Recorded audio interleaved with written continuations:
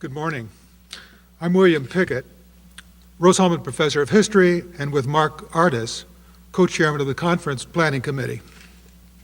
On behalf of the committee, I welcome you to the World Wide Web at 10, The Dream and the Reality. 3 days of deliberations about the origins and future of the World Wide Web on the 10th anniversary of its availability to the public.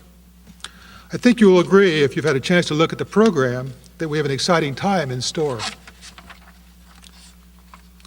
Theodore Holm Nelson obtained his BA in philosophy from Swarthmore College in 1960. In 1960, he was a master's student at sociology at Harvard. Shortly after enrolling in a computer course for the humanities, he was struck by a vision of what could be. For his term project, he attempted to devise a text handling system which would allow writers to revise, compare, and undo their work easily. Considering that he was writing in assembler language on a mainframe in the days before word processing had even been invented, it was not surprising that his attempt fell short of completion. 5 years later, he gave his first paper at the annual conference of the Association of Computing Machinery. It was around this time that he coined the term hypertext. Interestingly, nowadays, when one clicks on the illuminated hot link of the word hypertext, one gets the following, quote, "Hypertext is the presentation of information as a linked network of nodes which readers are free to navigate in a nonlinear fashion." At the time, Nelson called it, quote, "non-sequential writing," a technology that allowed for multiple authors, a blurring of the author-reader functions, extended works with diffuse boundaries, and multiple reading paths. Since that date, Nelson has been pursuing his dream, a software framework he named Xanadu after Coleridge's poem, Kubla Khan. He came up with the name while working with a publisher. This he described at length in his book, Literary Machines, calling it a magic place of literary memory. In Dream Machines, which he published in 1974, Nelson put forward his conception of hypertext, including what he called hypergrams, branching pictures, hypermaps, with transparent overlays, and branching movies. Its modular layout imparts, according to one review, the interconnectedness of knowledge which hypertext can convey. Its large format, hand-drawn illustrations, and irreverent tone were inspired by Stuart Brand's Whole Earth Review. Flip the book over, and you'll find a second polemic entitled Computer Lib. The book sold 50,000 copies. When Ted Nelson started in the computer field in 1960, he called himself a philosopher and a filmmaker because he believed that the field needed ideas that came from both philosophy and filmmaking. Many observers think his visions of personal computing and electronic documents have come true, but Nelson sees these worlds as having gone all wrong. Personal computing should make life easier, and deep hypertext should make easier the process of writing, annotation, version management, document intercomparison, and content reuse. Nelson believes all these are still possible and that it is still his duty to make things right. This morning he will speak on the subject, the metaphysics of structure and the future of literature. After his presentation, he's agreed to take questions from the audience. Would you please welcome Ted Nelson.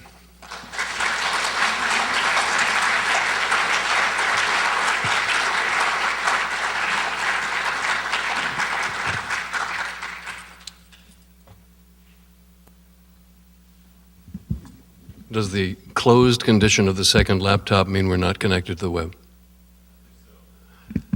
Okay, it's plan B.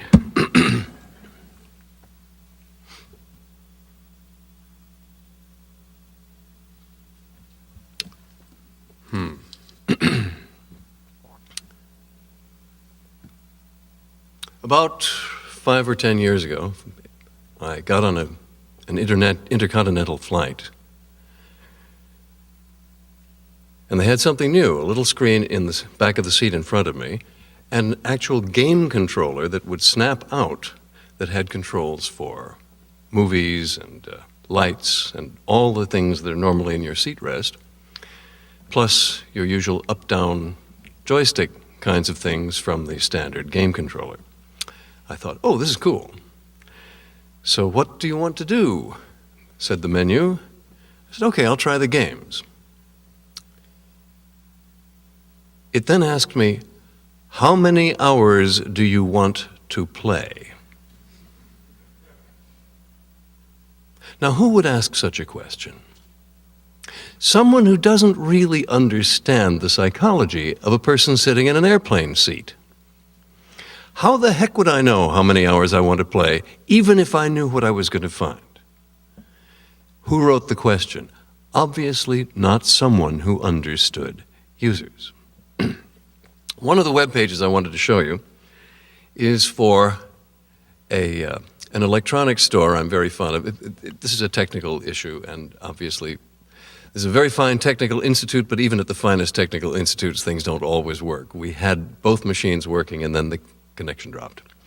So it will all be what I say and what I show you on my local machine. Sorry about that. One of the web pages, if you want to look it up, it's kind of amusing.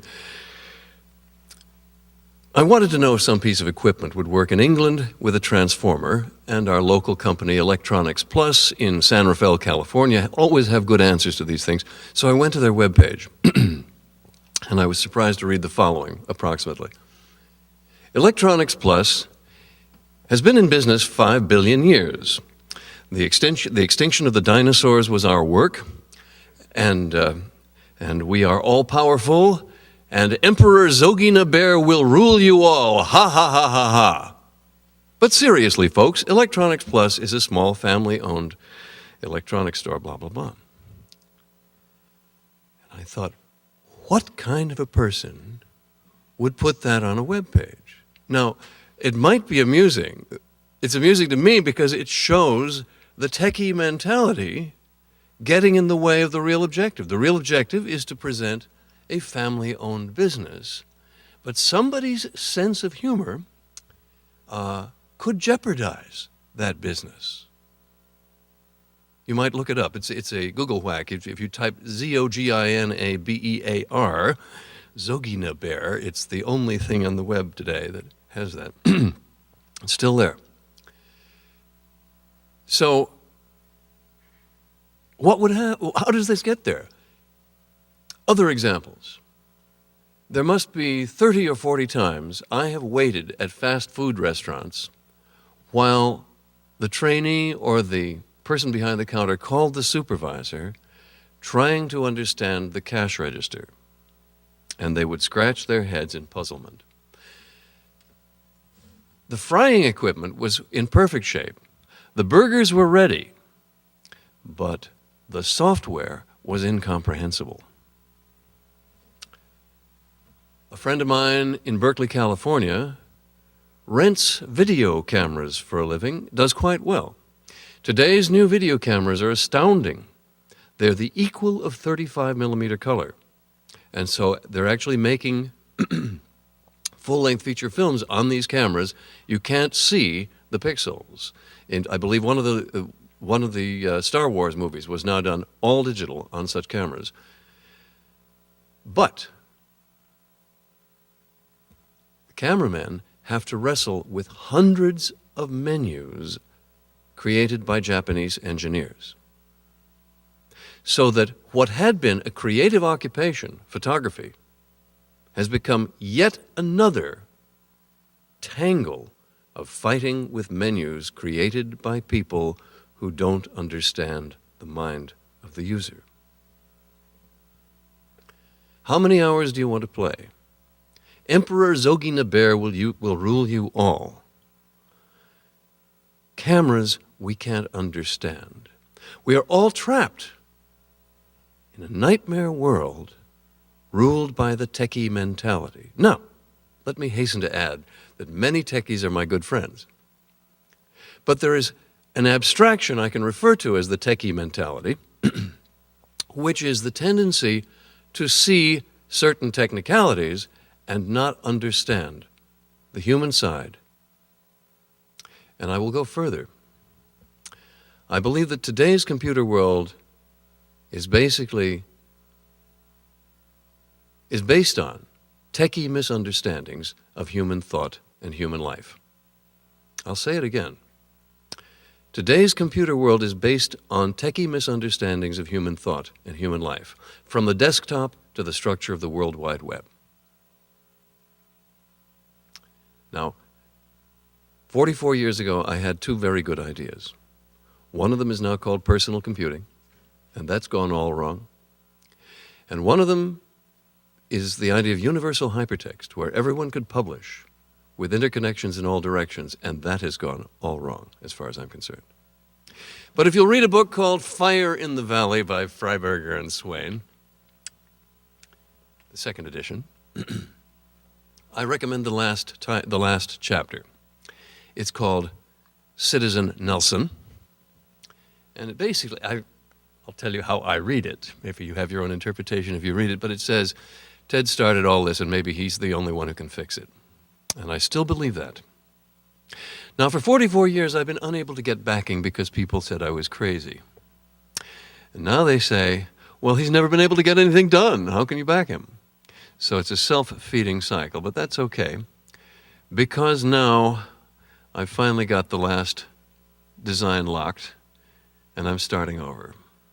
So let me tell you what I'm doing. But first, how should it be? Well, pardon me, there's so much to say, and it goes in all directions.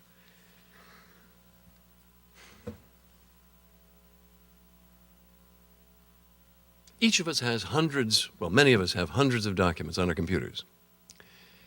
And yet the tedious, clumsy process of flapping them open, starting applications, is preposterous compared to the smooth, exciting, zooming world of video games.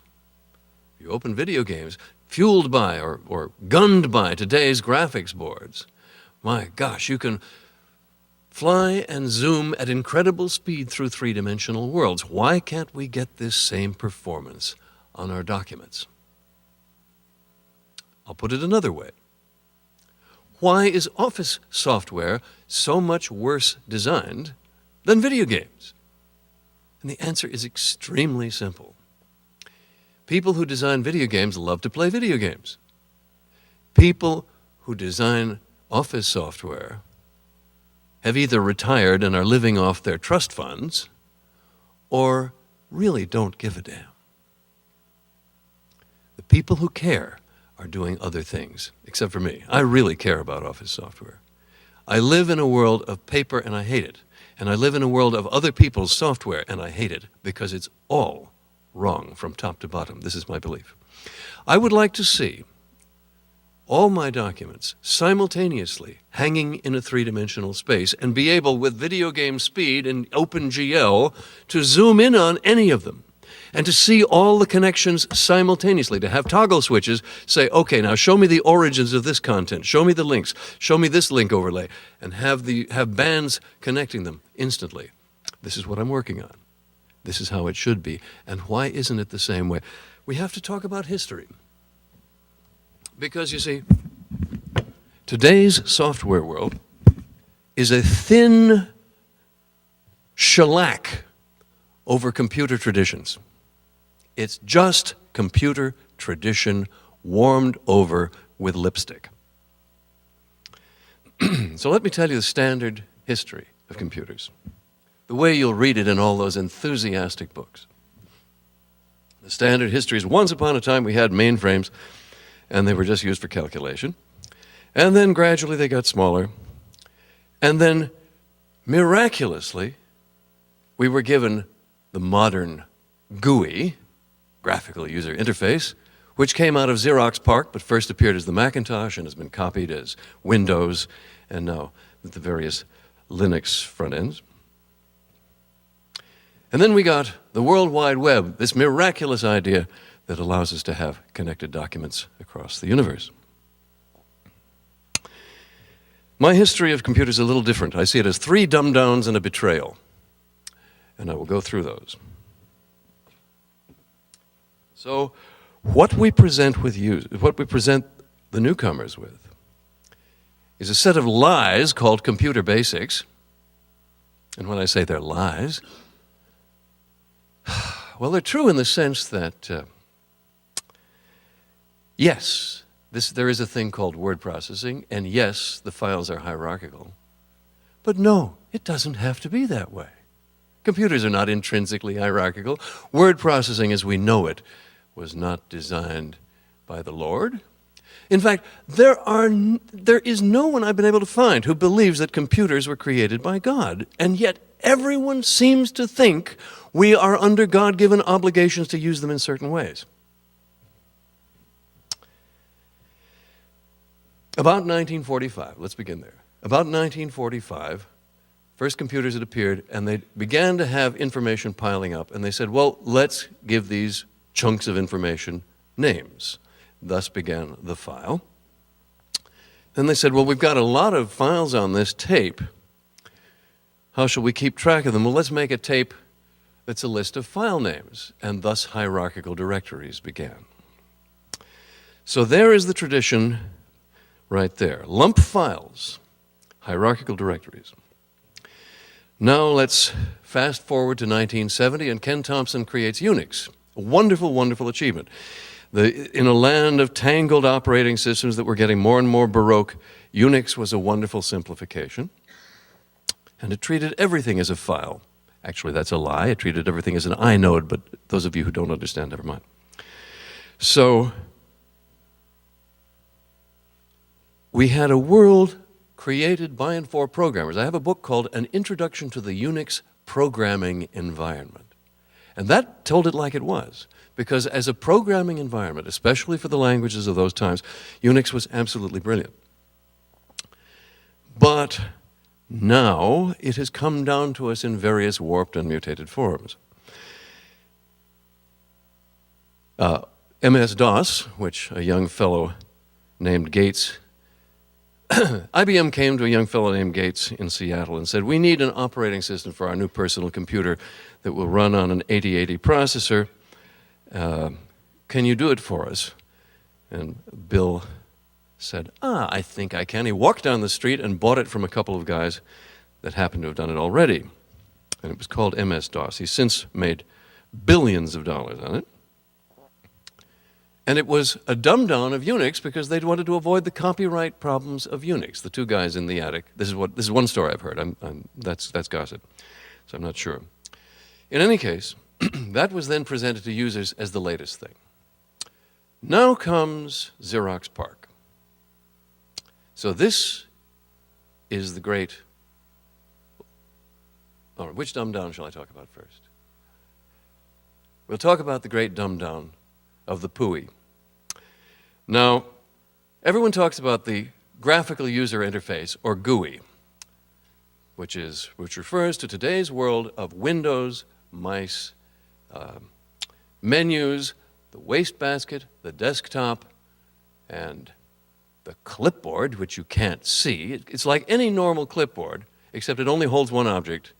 Anything you put on it destroys the previous contents. You can't see it. In every other respect, it's like a regular clipboard, except there aren't any other respects. The word clipboard is merely a propagandistic device to make us accept this abominable tool.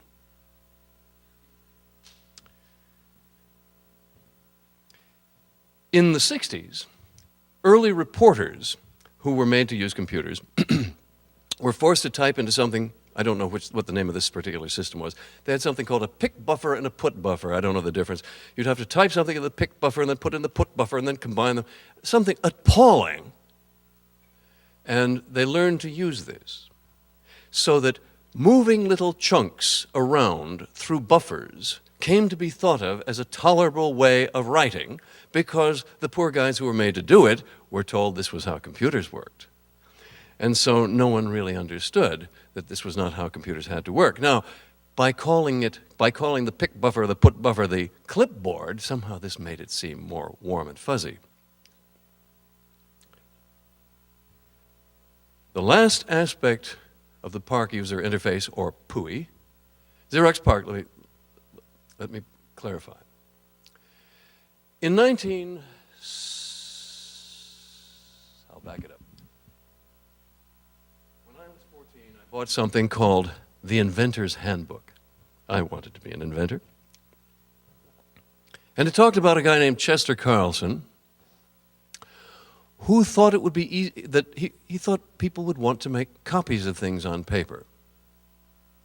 And he thought it would be possible to put an electrostatic charge on a drum, and photographically, which would hold the image of the paper being copied, transfer powdered black substance to this image, roll it onto the paper, and make a copy that way. It would be much easier than what we were doing then, which was either carbon copies or expensive photographic copies.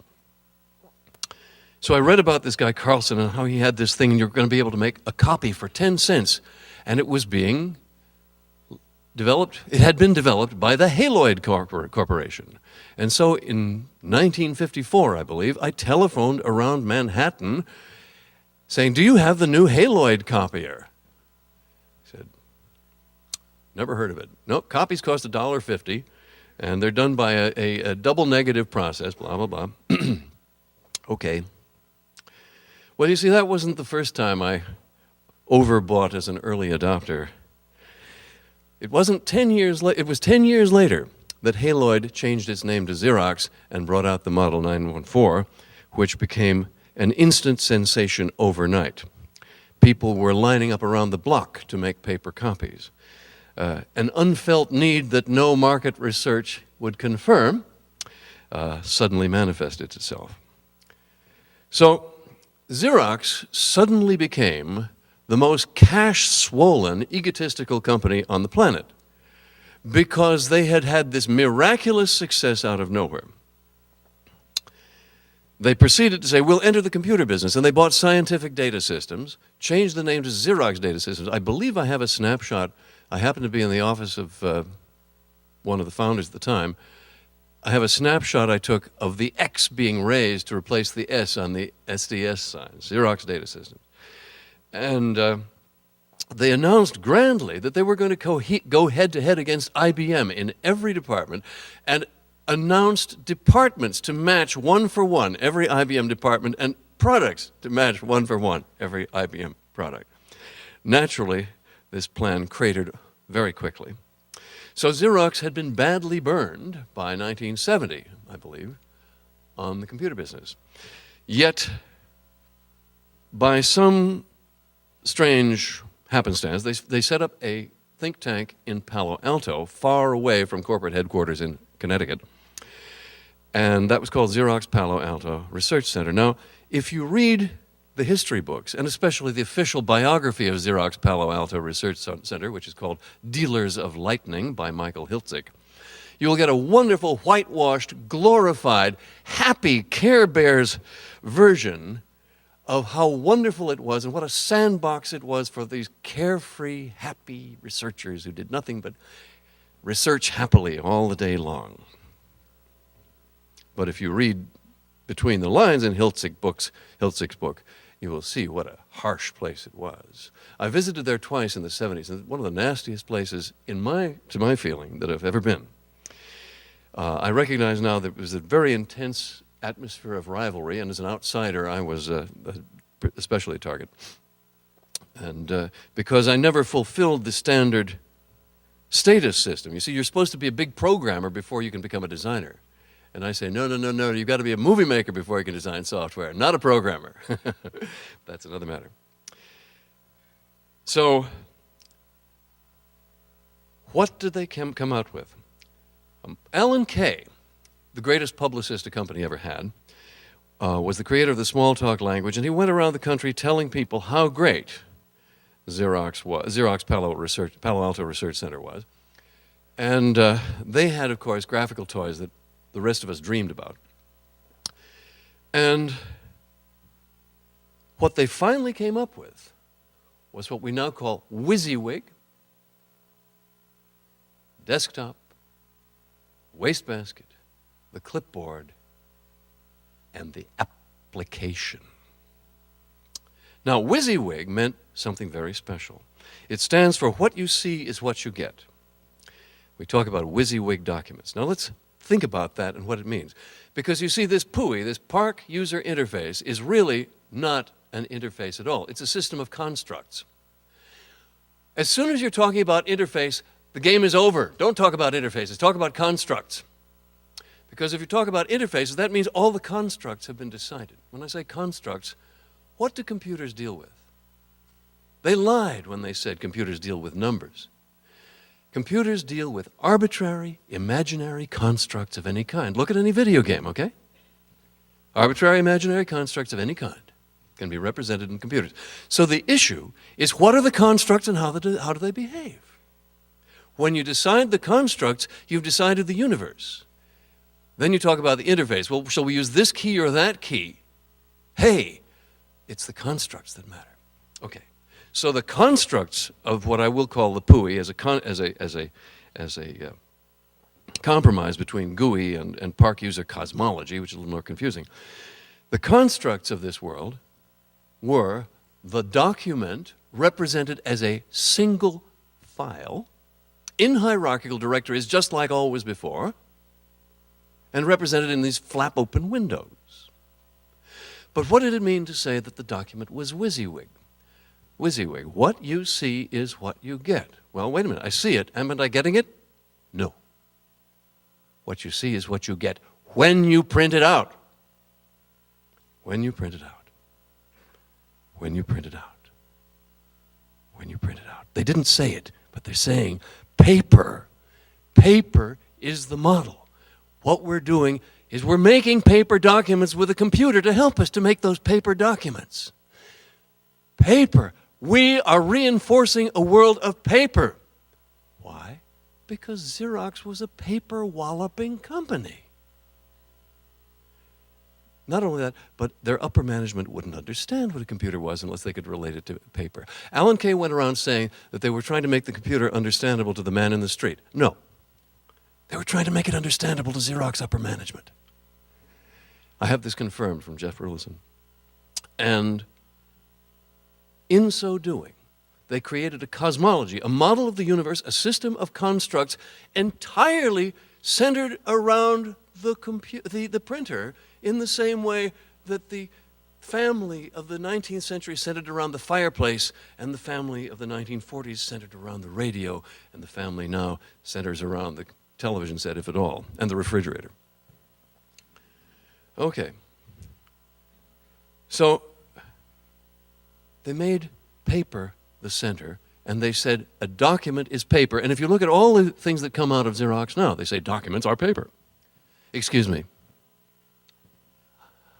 I offer you a different cosmology. Cosmology, of course, means compact representation of everything, right? It's a view, a model of the universe.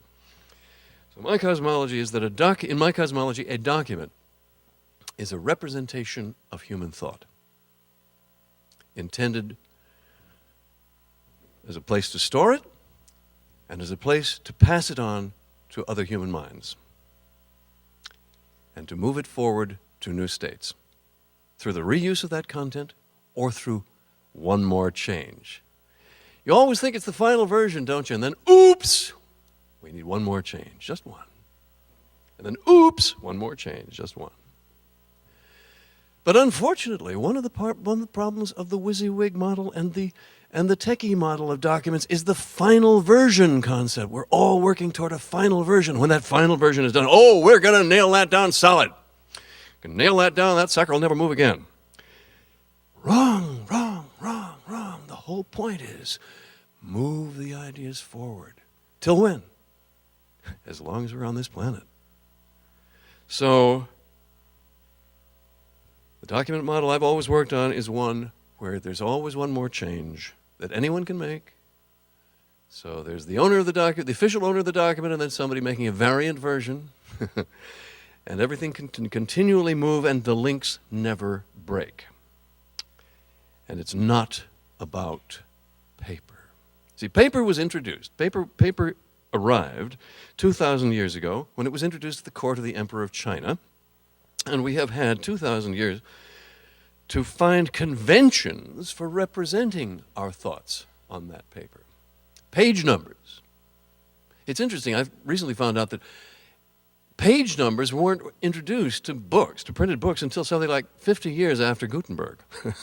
So these things have come about one by one. But all the visual representations on the page are about paper. So we can't move forward until we get off the paper, until we get to screens. As far as I'm concerned, until we get to portable environments that we can throw at each other that are multidimensional. I'll get to multidimensionality. So the PUI moved forward. Everybody said, oh, I get it. That's what computers are. They're paper simulators.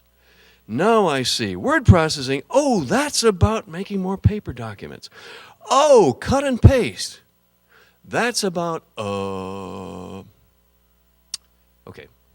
So in my history of computers, we had 3 dumb-downs. The second dumb-down, the great dumb-down, was the dumb-down of 1984, mark that year, when the PUI arrived in the form of the Macintosh. See, what had happened was that Xerox tried to productize the PUI. They put out something called the Star computer. It was a $75,000 machine for secretaries. And it seemed that very few people wanted to buy $75,000 machines for secretaries. Very few bosses wanted to spend that money on their secretaries when they'd rather have the money themselves. And so Xerox said to Steve Jobs, who'd already made a successful computer company, why don't you do this? And they backed him. They put money into it. Most people don't know that they put money into Apple. And Jobs was able to market this very well, and he called it the Macintosh. And Gates tried to license Jobs' operating system. And Jobs said, oh, no, we're king of the world. And Gates said, okay, I'll go away and do it myself. And Jobs said, you do that. And he did. And in a world where many, many, many people hate Bill Gates, it's important to remember that he has achieved a number of things. One was to move forward this morass of software that was accumulating on these machines he was selling or promoting, supporting. I won't get onto side issues. He was able to move it forward and keep everything working more or less. And it's quite remarkable that this happened. I think Gates is probably the only CEO in the world who actually understands what's going on in his company to one decimal place throughout the company. And that is quite remarkable. So anyway, we now have the PUI everywhere, and everybody accepts that that's what computers are. Everybody, that is, except myself and maybe a few others scattered here and there. There's a fellow named Gelernter at Yale who talks about life streams. He says, gee, you know, we don't seem to want to file things hierarchically. Gosh, what a surprise. And you might look at that. There's a fellow named Jeff Raskin who says he started the Macintosh project, but of course I think he started a project by that name and that Jobs took over and made it what it became. But Raskin had something called the Canon Cat, which had a data soup of something between word processing and database and so on. And I'm going to show you something at the end, which is my own alternative. But in any case, this model of the computer world has caught on. And the windows that flap open, we click on something, ne'er knowing whence it may lead, whither it may lead. And we know not whence we came. Here's a window. What opened it? Duh. I don't know. So we have this, we live in this strange cocooned environment on the computer screen. These things are open. We may not know how we got there. We may not know where we're going, but there we are working at it. And I believe it's as totally unsuited to human life and human thought as any environment could possibly be. Now, the World Wide Web, that's the third dumb-down, built on this environment. What is the story of the web? Well, let's just begin at 1987. My team on Project Xanadu, let's begin in 1980. Oh, well. My work began in 1960, my work in this field. I said I was a filmmaker and a philosopher, and you needed both. What is philosophy? It's the study of arbitrary constructs. And if we're going to decide what to do on our computers, we should jolly well look at what arbitrary possibilities there are instead of going an inch at a time, improving things slightly. Because you see, you'll never get to the moon by piling up chairs. The people at Xerox PARC defend their work by saying, we did the first 80%. Great. You'll never get to the moon by piling up chairs. What you think is the first 80% is a dead end. Okay. I said I was a filmmaker, and what is a film but events on a screen that affect the heart and mind of the viewer? What is software? Events on a screen that affect the heart and mind of the viewer and interact and have consequences. So what should you know in order to design software? Is it more important to understand C++ or Griffith and Disney and the other great directors? I vehemently say it is the latter. You have to know how to present things on screens. You have to know what the user will understand. You have to know how to present a construct. There's a movie called The Lair of the White Worm by Ken Russell. I had to leave. The person I was with got too scared. So I don't know how it came out, but it's a remarkable film because you get the idea that there's a great snake somewhere. And all the little hints he drops, wiggly things in the background, are just amazing. The ways in which he presents this creeping image of a snake. This is a low-budget movie. I mean, today's movies, you can show anything, right? But this was a 1970s type production in which he built up this atmosphere of suspense, hinting at the snake. How do you hint at things on screens? This is vital. Special effects. How do you show a bug-eyed monster?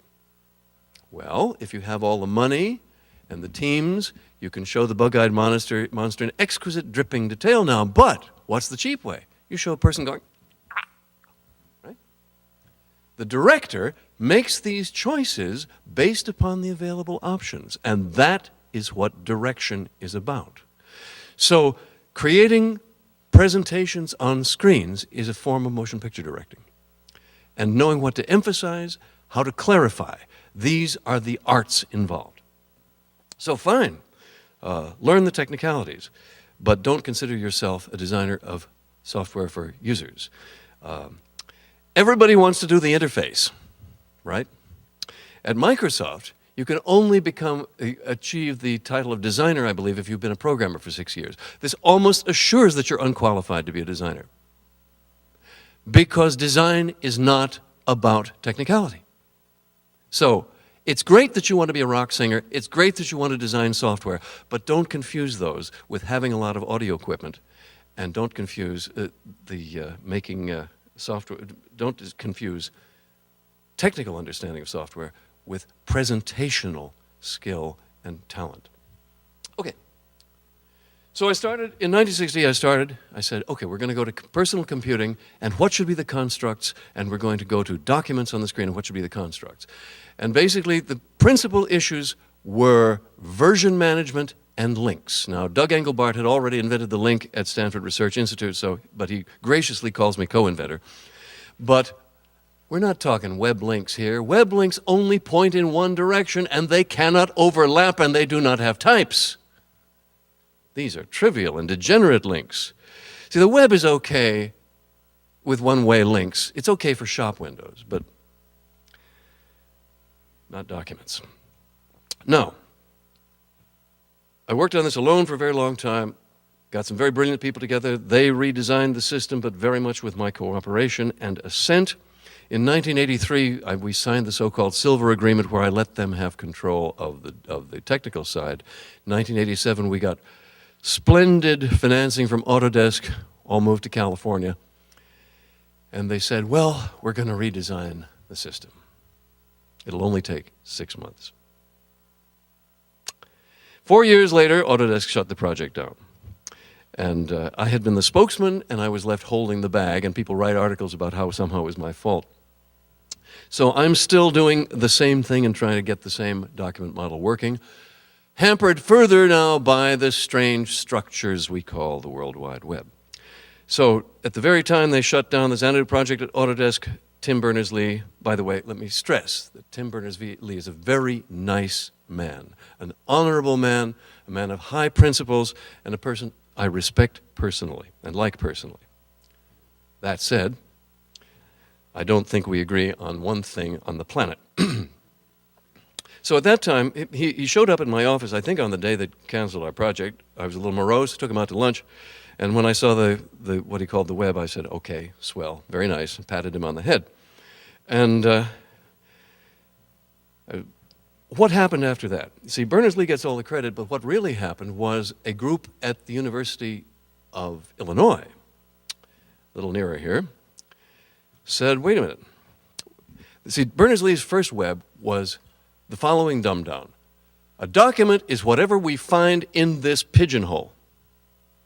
And they took the seamless, flat space of the internet and made it hierarchical again, and said, we're going to have hierarchical directories that anybody can create, and we'll expose the hierarchies in this thing called the URL, which the users will have to see, and now anything that's in the pigeonhole is the document, period, bang, end of story. But that was the Berners-Lee version of 1992. Along comes Larry Smarr and his team at the University of Illinois, and a young upstart named Mark Andreessen. I once asked him if he pronounced his name Andreasen in the Norwegian manner, and he said, no, I'm from the Midwest. We do things simply there. A very telling remark. Yes, indeed. He did things very simply and extremely well, because the group at University of Illinois colonized Berners-Lee's idea of pigeonholed documents and said, okay, let's add some stuff. So they put in GIFs and JPEGs and tables and frames and cookies and I can't remember what all else. They put in a salad of random, easy-to-hand features. And in order to present this, they had to have a salad bowl, well, a containment vessel, which would assure that this would all appear correctly. So they created the so-called web browser, which I think for credit we should call the Andreessen browser. Now, we have this Andreessen browser, and we have these links pointing in one direction. That's Web 2. Well, Tim Berners-Lee didn't like that. The politics, by the way, was that Larry Smarr, Andreessen took Mosaic West and got backing from Jim Clark, and they started Netscape. Meanwhile, Larry Smarr sold his version called Spyglass to Microsoft, and it's called Explorer. And I've been told that it took 37 software engineers to replicate the tweaks that allowed Mosaic to present things rationally, even though they weren't, quote, well-formed HTML, which is a contradiction in terms.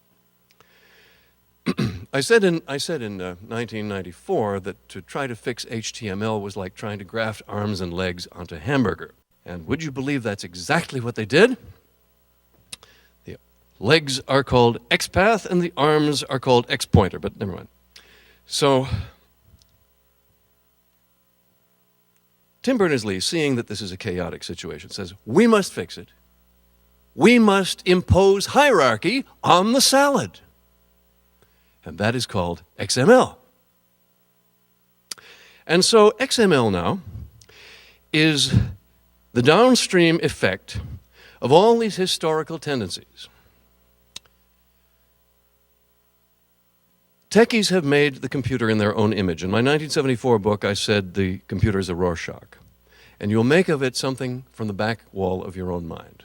What did the techies make of the computer? They simulated hierarchy and they simulated paper. So then came the file tradition. So we have to represent a document as a single file. Why? Because that's the way it's done. God intended it, something. So a document is a file. And that means, of course, it can only have links that point outward. Okay? So we're going to cram all that together. Cram the structure and the content and the links in a single file, and that is a document. Well, you know, this is interesting, but I'll have none of it. So that is how we got to the present situation. And now, in what time there may be, let's look at a few things.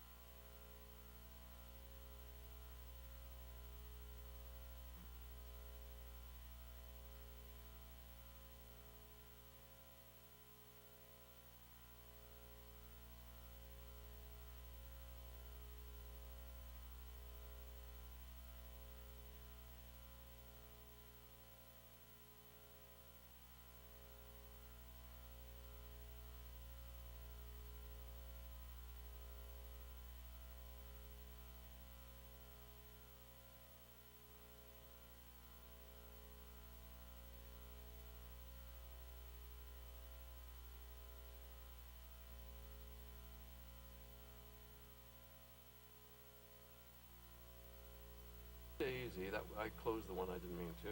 Take a second.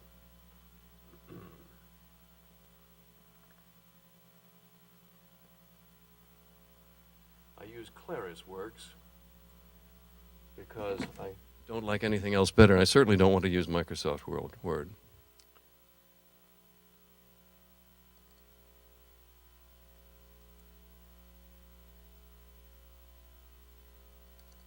Okay.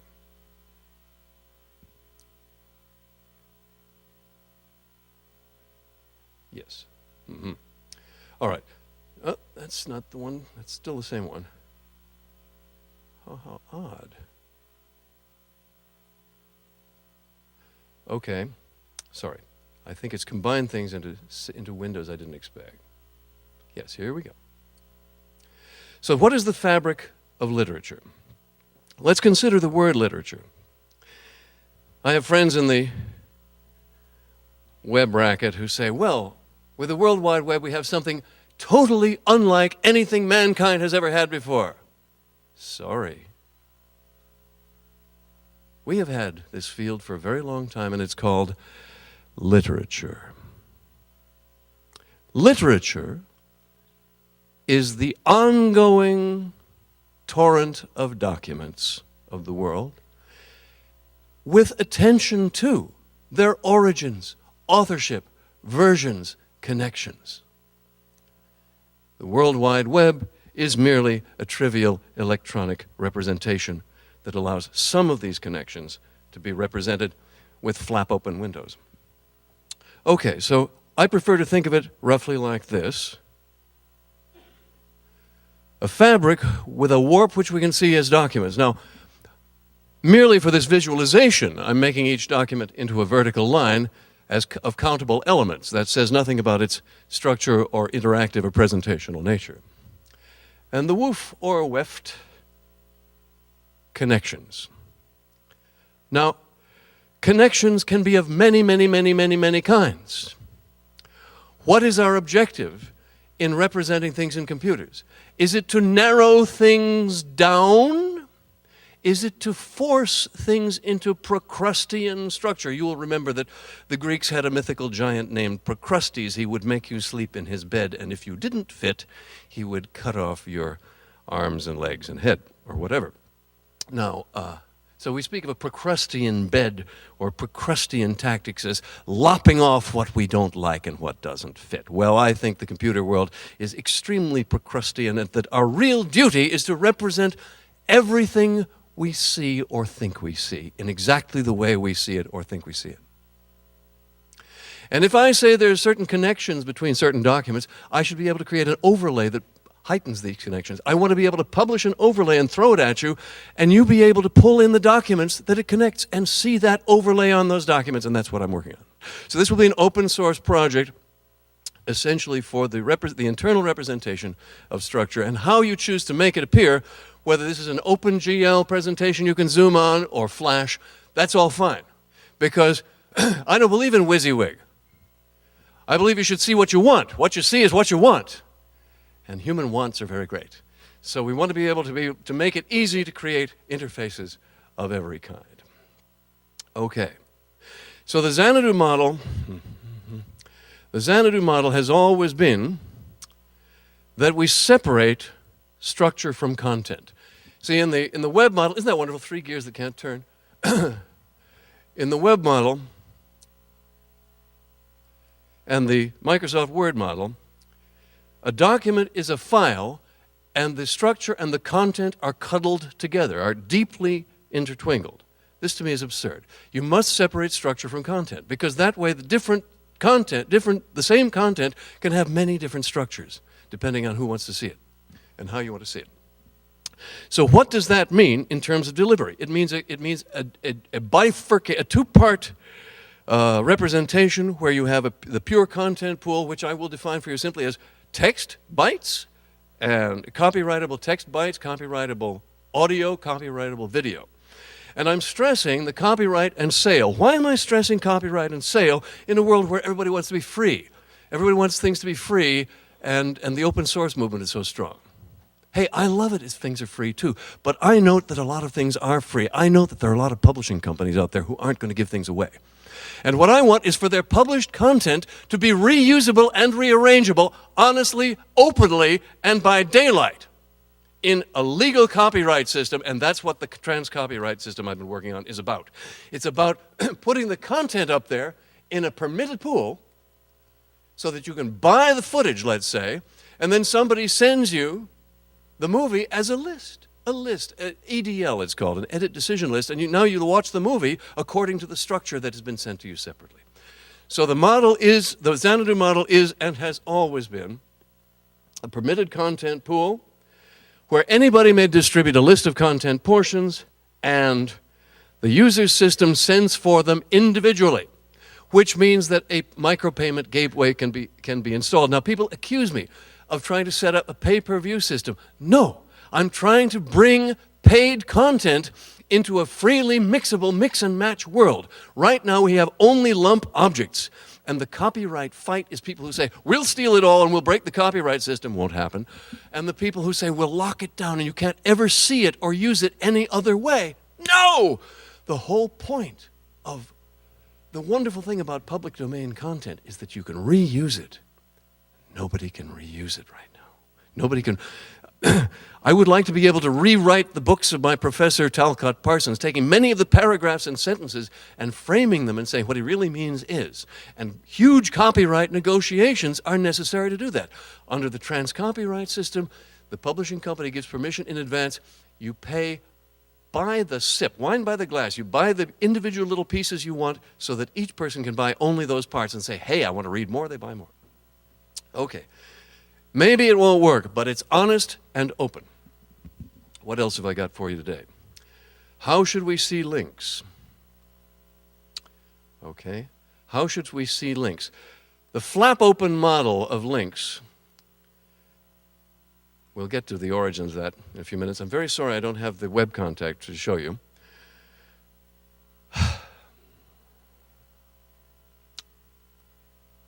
This is Cosmic Book. You can download it from Xanadu.com.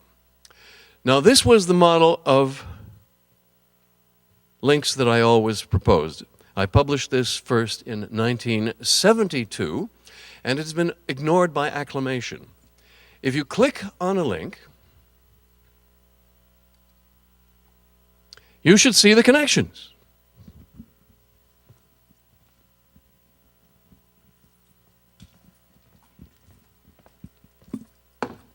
Look, this connection is connected to that.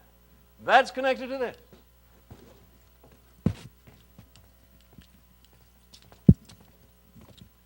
Not only that, I was told Nelson doesn't understand computers, because he doesn't realize you can't do that. You can't move these things in the screen and have the connection stay in place. Well, excuse me, it's just a little harder than the traditions. So let's look at another one. Here is Microsoft Word's, here's Microsoft's contract comparing the license for Internet Explorer with the license for Visual Basic. And it's interesting to note, you see, that the license for Visual Basic stresses that you mustn't redistribute it, whereas the license for Internet Explorer not only forbids reverse engineering, but threatens that denounces Java and says it may cause danger of death. Now, if I couldn't show you these things with specific marking in the places, it wouldn't be nearly as good, would it? Okay. So that's one of the visualizations you should have amongst your documents. Now, what else have we got here? Cut and paste. I said that the history of computers is 3 dumb-downs and a betrayal. I've told you 2 of the dumb-downs. What was the betrayal? Orwell said that if you change the meanings of words, people will forget the past. They will not understand. It's exactly what happened. The Macintosh came out in 1984, that Orwellian year. And what words did they change the meaning of? They changed the meaning of those holy words, cut and paste. My first job, in the summer of 1956, I was a copy boy at the New York Times, and my first task at 9 a.m. every morning was to take the paste pots from the city desk and empty out the crusty old paste from the day before and put in new, gleaming, luminous paste from a huge vat and put these things on everybody's desk. And the reporters would type their stories, then they would say, gee, that doesn't seem to be in the right order, and they would cut them up. Look at the pieces simultaneously and in parallel, and then paste them in the right order. That is what cut and paste has meant for hundreds of years. I take you back now to 1680. Cut and paste by none other than Blaise Pascal, the great mathematician and philosopher. This is from his Pensées, original manuscript. You can see that he cut it and he pasted it. A variant with paper, this was Flaubert's Sentimental Education. Finally, L'Homme qui rit by Victor Hugo. So that's real cut and paste. At Xerox PARC, they changed the meaning of these words to hide and plug, okay? Cut means hide this thing, plug means stuff it in some new place. So you only have one thing, you can't see it, you don't remember what it is. If the phone rings, you've lost it, and they call this abominable tool the same thing. I've heard techies actually say, well, you see, when you cut and pasted before, you were really hiding and plugging it. You just didn't know. You see, now we get to the metaphysics. Okay, there's metaphysics in this title, and I wasn't going to leave that out. So metaphysics is the question of how to represent things. When they argued in the Middle Ages about how many angels could dance on the head of a pin, it had consequences. When philosophers said everything was water or divided into atoms, it had consequences not merely as theories about the universe, but as representations which allowed you to say things. What are the best representations that best allow us to say things? This is the question. And I believe the best representation for documents is the separation of content and structure.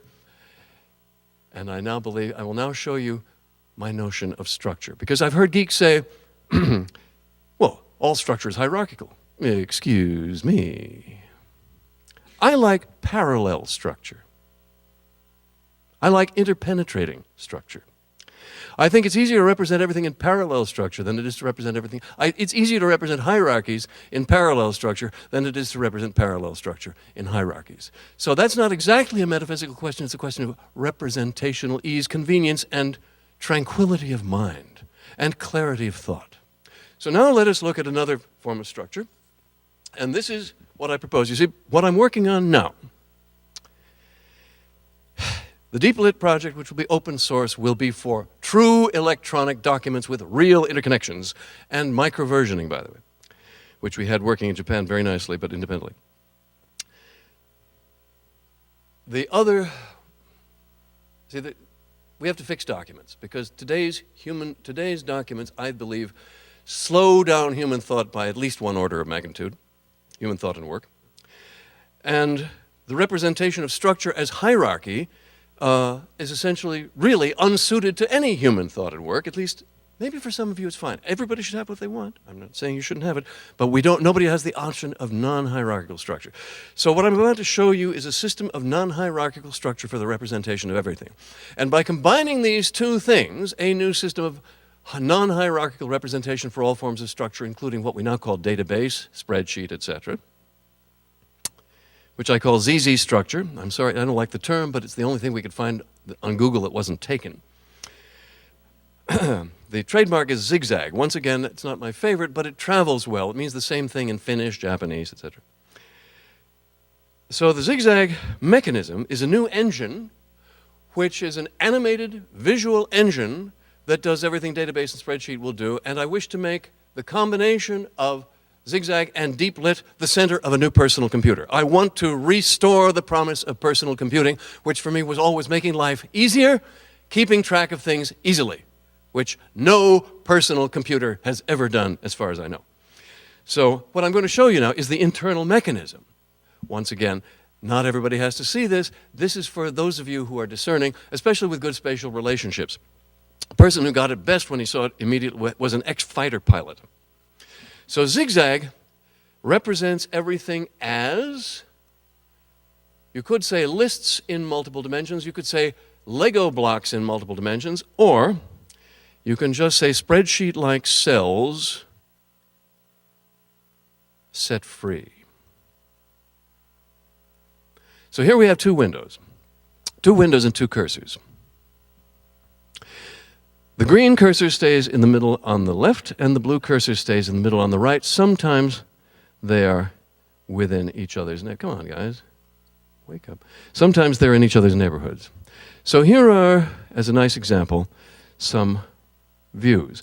Now, each of these is a spreadsheet-like cell, meaning it can have a maximum of 2 connections in each dimension, horizontally, vertically, or in as many other dimensions as you wish to create on the fly. And you can view as many dimensions as we can see. In the views here, we can see 2 dimensions at a time. So the left window, let's change the view in the left window. We're looking at the presentation view in the left window. We'll change the view to a vanishing view, stretch vanishing view. Leave it there for a moment. So here is a list on the right, which is just a whole lot of royal folks. We're looking horizontally in both windows at dimension 1, vertically at dimension 2. Let us now flip that. So I'm going to look in dimension 2 on the left. Dimension 1, I'm going to switch to dimension dates. 2, 3, and dates. So now if we put the 2 cursors together, we see that Edward, the Earl of Wessex, we see on the right, was born in 1964. We don't have a death date for him. Let's see who's good. Charles, that will be the present Prince of England, was born in 1948, and we see on the right that he's Prince of Wales. We see on the right that he is Prince of Wales. So this is a way of representing everything in very simple structure, which is not hierarchical. Let's go horizontally on the left to dimension marriage. There we are. So is Charles married? Well, we don't have him married here. How about Carl the 15th? Carl the 15th is married to Louise. Well, who is she? What is her title? Let's go down here on the right-hand cursor. Louise doesn't have a title, alas, at least not in this representation. So this is a highly flexible system which I choose to offer people for everything, and we hope to offer the Floating World personal computer package as a lump which will live equivalently on Windows, Macintosh, and Linux, behaving equivalently and avoiding the temptations of these separate environments, so that you can carry your personal environment and all your documents around on a flash drive, or ideally on a mouse, which contains a flash drive. And that's the plan. Any last things to wind up? I know some of you are burning to say something. Why is there no undo in the operating system? You see, that's because it's all a thin veneer on top of the traditions. Oh, yes. The organizers of this conference asked if I would reminisce a little about the origins of hypertext. And that brings us to the first dumb-down. In 1968, I worked on a project which I now very much regret at Brown University. And I was told that my ideas were raving, especially for forms of electronic document that could not be represented on paper, especially one I called stretch text. So I dumbed it down to fit on a paper model that could be printed out. And they had lots of ideas for printout, which didn't interest me at all. And the links were made non-overlapping, and I came up with the back button. And so if you ask, where did the dumb-down of the web begin? I must apportion part of that blame to myself, because in trying to get some of this stuff operational, I assented to the non-overlapping one-way link and the back button and the representation of paper, all of which chattered through the historical gears, and I believe became the World Wide Web as we know it. Thank you very much.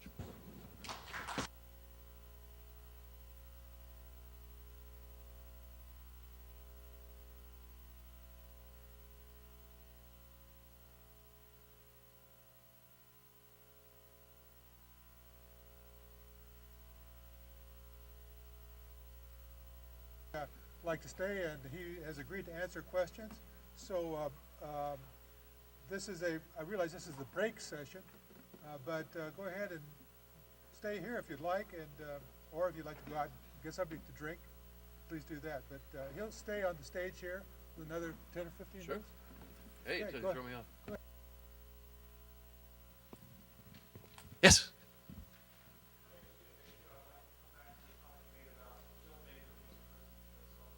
not right design. You need a director. In the video game industry now, they now have directors, but that the director has not been discovered in Office software. Okay, here's my question. I've learned to be careful about choosing which movies I'm going to watch because I realize they affect me in ways that I don't even realize while I'm watching. So that brings up a concern. Does that mean something may be affecting me while I'm using a piece of software that I don't even realize? Ideally, it would be affecting me in a good way, but it seems to open up the opportunity for the producer of the software to affect me in a way that I don't want to be affected and not even realize it. Like watching movies that I wish I never watched. Could you comment on that at all? Well, I think the evil subliminal messages are kind of hard to deliver, except the evil subliminal message that documents are hierarchical. And but I'd be interested in hearing more about that. But I don't see that aside from the such usual issues as spyware, it's very easy to plan and silly pop-up messages and talking paper clips. It's that might if talking paper clips affect you the way they affect me, yes, it might have considerable emotional effect. Thank you for the question.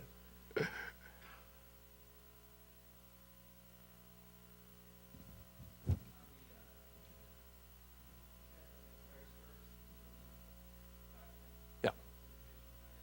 Right.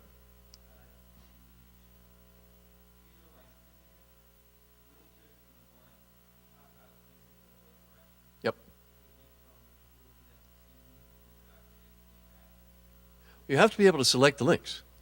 See, I see a world of far more links than are allowed now, so that we would get to see the stack of links piled high and be able to select whose and what kind, etc.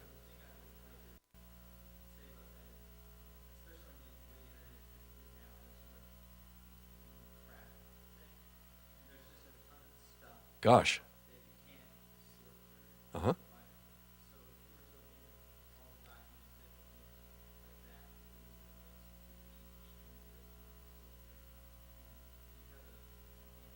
Yeah.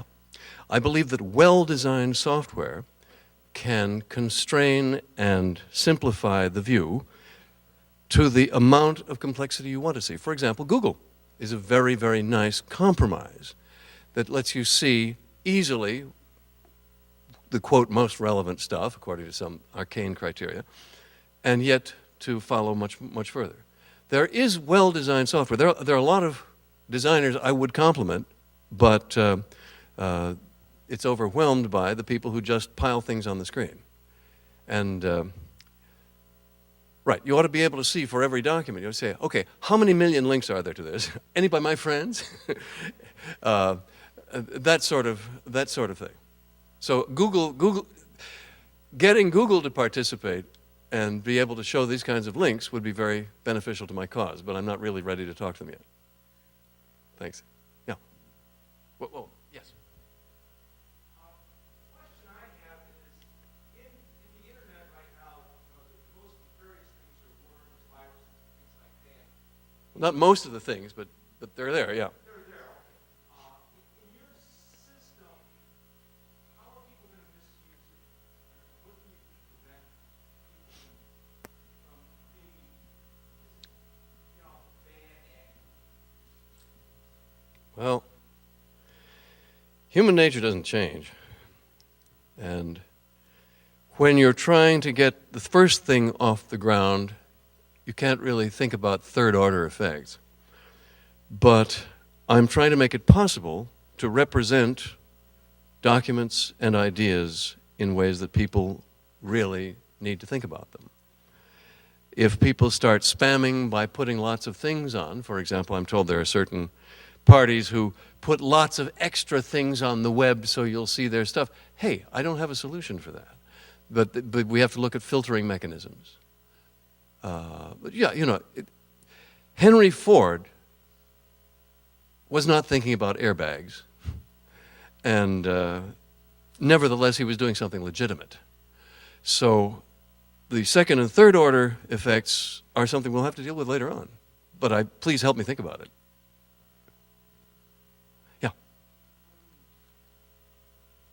In some of your writings, you talk about linking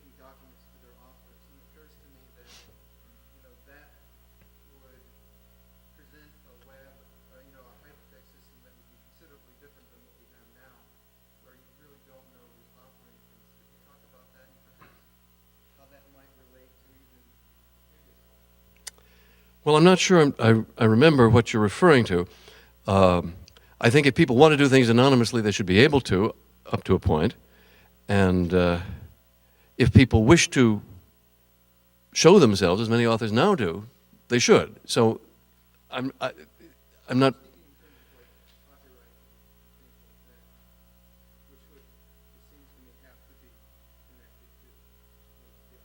Oh, okay.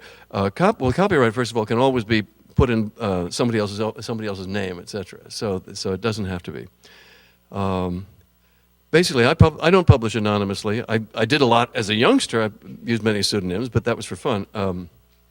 And there are people who publish anonymously because they're afraid of getting killed, who publish anonymously because they wish to wreak havoc. I mean, and do so maliciously. So these are social problems. And every development has its social problems. But I don't know. Yes?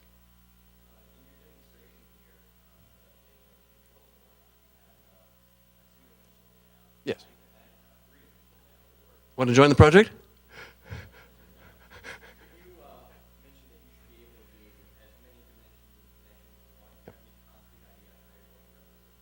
You mean visually? The internal representation is very straightforward. It's all hash tables, very fast. The OpenGL is the answer. And we're talking not about 2D, not 2.5D, not ND, but N.5D. Meaning that we project, just as OpenGL projects 3 dimensions, as it were, to a 2-dimensional screen. We can think of projecting more than 3 dimensions to a 3-dimensional space that is rapidly zoomable with today's extraordinary graphics cards.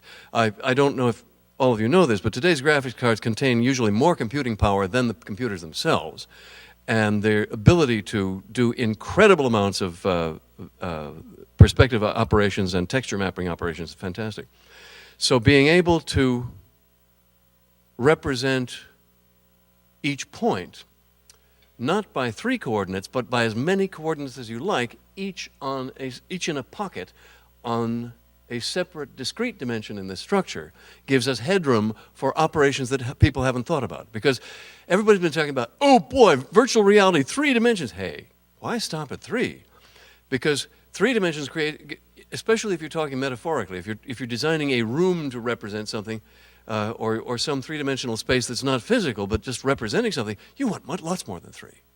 So how you project them to a space you can represent and zoom on, that's the next layer of problems. And boy, are we thinking about it. The biggest issue I think we have knocked, which is how to represent as many coordinates as we like. Thanks. Yeah.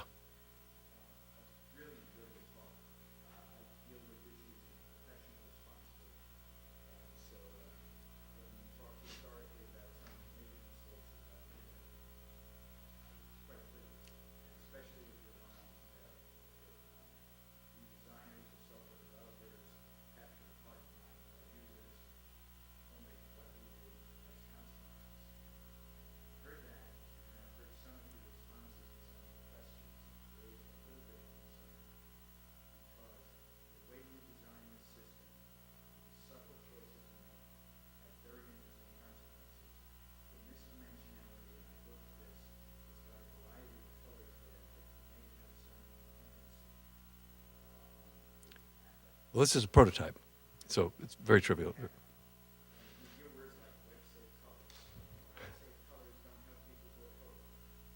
What does web safe color mean?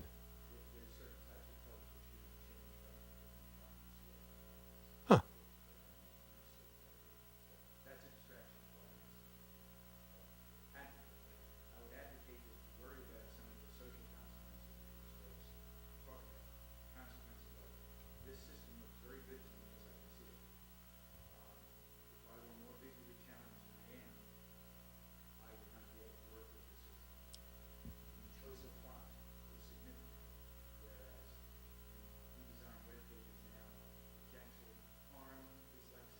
And also hurt my eyes with a tiny type.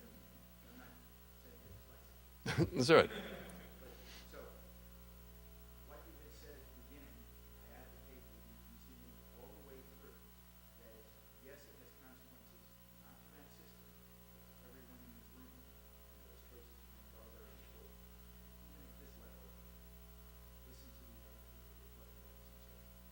Sure. I deeply appreciate what you're saying.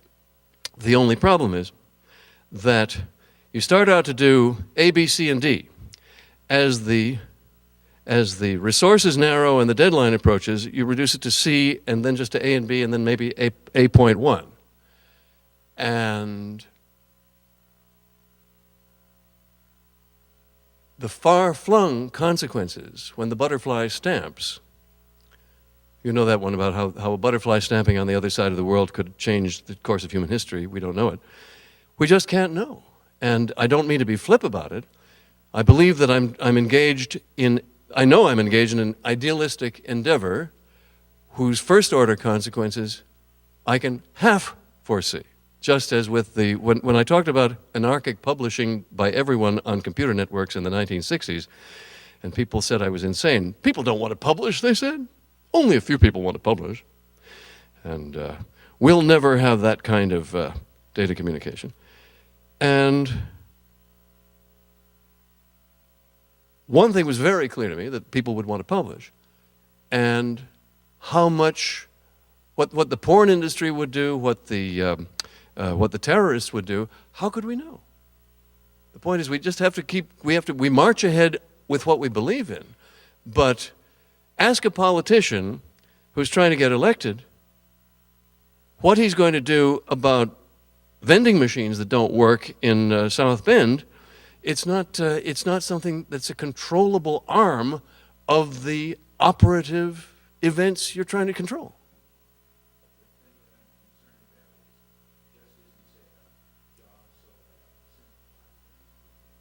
Oh, he didn't sell out. He didn't sell out from his point of view. I would not use that term.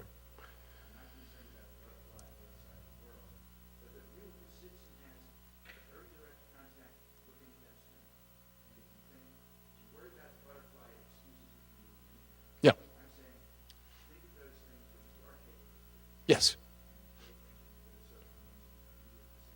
Yeah. And by the way, you mentioned issues for sighted people. This, I believe, happens to have especially good properties for sighted people, because you can have one voice say, as you move up, saying you've just moved up, and another voice say, read the contents, read the contents of the cell. Now you see the standard slow way, the slow geeky way to do it would be to have the same voice say up and then read the contents. But if you have a woman's voice say up and a man's voice read the contents, or vice versa, you'll be able to do it at the same time, and people will have no trouble distinguishing. So I believe this happens to have a very good interface for the unsighted, or for those who are working, who are busy handling objects and want to hear what's the information in. Anyway, that's an example. Thank you. Yeah. One more question. What are your thoughts on companies like Wikipedia? Do you think that we can do better in this sector? Well, see, there's so many second-order effects based upon the web dumbed-down on one-way links to pigeonholes. Okay, and so the wiki is the closest thing to the Xanadu idea. Meaning anybody can rewrite it. So it's the best you can do under the circumstances of one-way links to pigeonholes. But there's so many things like Google, which are just results of the web structure. All the trivial details of the web structure that came from the original pigeonhole dumbed-down and from the Illinois salad are now having accidental consequences with things like web rings and wikis and so on. And I say we should just start over and redesign it. Of course, making it work in the Andreessen browser is the hard part, so that having some partial representation of deeplet, for example, that can come up in the Andreessen browser, and I forgot to show you that one. Thank you very much. Holy smoke. Yes. This is available now. Nope, not that one, sir. Eep. Oh, darn. Oh, darn. You must see this. We had it on the other machine, so I must scan for it. The point is this. I have the copyright model I have talked about. In the transcopyright model, the rights holder says, you may reuse this content in any new context provided You only provide a structural model, and the user downloads the content, and the original context is available one click away. So I will show you that.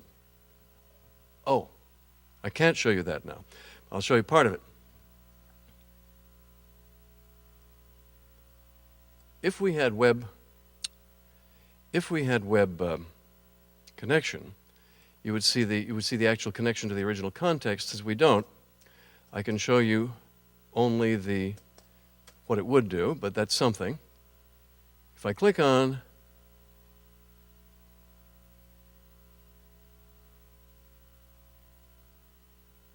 what's about to open, yeah, okay, here, this is a construction which you can download now. I haven't got it linked to my web pages at the moment, or do I? The point is that it will take any set of addresses. This is a concatenation of strings which have been brought from documents on the web by our new transquotation client. Now, it just looks like a bunch of text, but it's divided, showing each separate fragment, each separate portion, and if you click, you will get to the original context. Now, since this is not web connected, you will now instead see a 404 not found. But the whole point is, using this, you can create a collage, content from the web, comments on it, connected to each original context a click away. And using the ePrint server from Southampton, you can find this on my site, using the ePrint server from Southampton, you can see the original context of every quotation taken from that site.